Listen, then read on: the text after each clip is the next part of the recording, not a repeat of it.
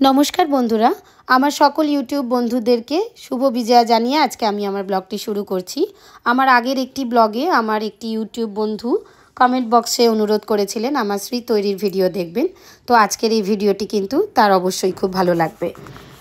आमी एखाने 200 ग्राम मतो चालेर गुঁড়ো और 150 ग्राम मतो बिउलिर डालेर गुঁড়ো निये निয়েছিলাম। आमार डालटी किन्तु शुकिये आमार ठाकुरेर आलादा मिक्सार ग्राइंडार आछे ताते गुঁড়ো करा छिलो। আপনারা চাইলে এই ডালটিকে ভিজিয়েও পেস্ট করে নিতে পারেন। আমি এই ধরনের কালারগুলো ইউজ করেছি আর এই ধরনের তিনটি সরু তুলি ব্যবহার করেছি। আমি দশকর্মার রং আর ফেব্রিক কালার দুটোই ব্যবহার করেছি। এক্ষেত্রে আপনারা যেটা ইচ্ছে সেটা করবেন। আমি ডাল আর চালের গুঁড়োটাকে সবটা একসঙ্গে মিশিয়ে তাতে তেল আর জল দিয়ে এরকম একটি ডো বানিয়ে নিয়েছি। ঠিক যেমন আমরা আটা মাখি রুটি তৈরি করার আগে ঠিক সেরকমই ডো বানাবেন। এবার এই ডোটিতে কিন্তু বেশি জল দেবেন না।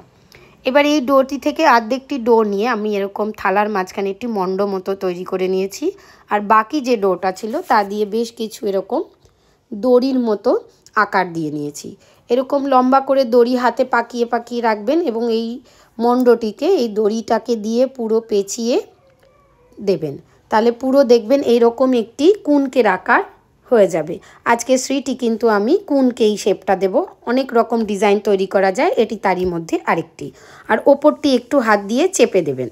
আমার বাড়িতে এরকম নতুন শ্রী তৈরি করার জন্য আমার টুথপিক কেনাই থাকে ঠাকুরের আলাদা। আপনাদের যদি এরকম নতুন টুথপিক না থাকে তাহলে আপনারা এক্ষেত্রে ব্যবহার না করা দেশলাই কাঠিও ব্যবহার করতে পারেন। এবার বলে রাখি কাঠি ব্যবহার করাটা কিন্তু এখানে জরুরি। কেন কাঠিটা ব্যবহার না করলে কুনকেতে যে সমস্ত ডিজাইনগুলো আমি করব এরকম পাতার শেপে সেগুলো কিন্তু সবই কুনকের গা থেকে পরের দিন ছেড়ে যাবে আর তেল দেওয়ার পরে সেগুলো তেলের মধ্যে থালার মধ্যে ভেসে বেড়াবে। সেক্ষেত্রে কিন্তু শ্রীটির ডিজাইন দেখতে খুবই খারাপ লাগবে। তাই ডিজাইনগুলো যাতে থাকে তার জন্য কাঠিটি দেওয়া অবশ্যই প্রয়োজন। এবার কুনকেটিকে আমি এরকম লাল রং করে দিয়েছি। সাধারণত কুনকে লাল রঙেরই হয়। আর মাঝখান দিয়ে এরকম আরেকটি টুথপিক দিয়ে এই কড়িগুলো কিন্তু আমি গা দিয়ে আটকে দিয়েছি। কুনকের গায়ে কিন্তু এরকম কড়ি থাকে লাগানো, তাই আমি চেষ্টা করেছি যাতে পুরো অরিজিনাল কুনকের মতো দেখতে লাগে, তাই কড়িগুলোকে আমি ব্যবহার করেছি।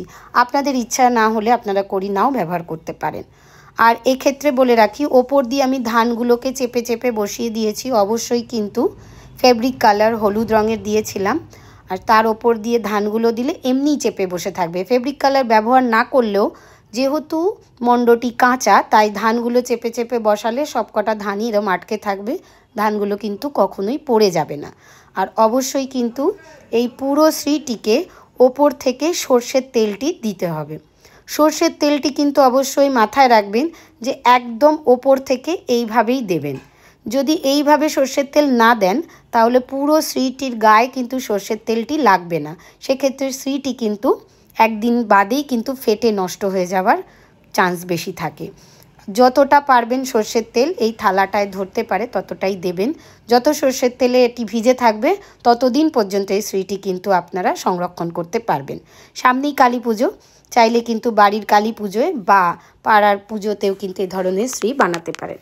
আজকের মতো এই অবধি, আসবো নতুন কোনো ব্লগ নিয়ে। আশা করছি অত্যন্ত সহজ পদ্ধতিতে একটি শ্রী আপনাদের দেখাতে পারলাম। সবাই ভালো থাকবেন, সুস্থ থাকবেন।